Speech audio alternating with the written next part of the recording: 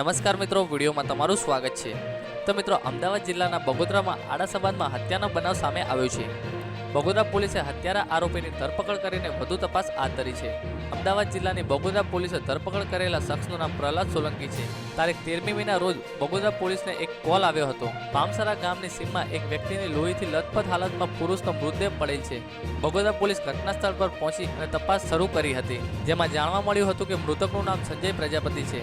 તે પામસરા ગામનો વતની છે અને બગોદરા નજીક એક ખાનગી કંપનીમાં નોકરી કરે છે। ત્યારે મૃતક સંજયના પીઠ અને ગળાના ભાગે છરીના ઘા મારેલા હતા। બગોદરા પોલીસે હત્યાની દિશામાં તપાસ શરૂ કરી હતી, જેમાં હત્યાના બીજા દિવસે મૃતકના ફોનની વિગતો મંગાવી હતી, જેમાંથી એક મહત્વની માહિતી મળી હતી।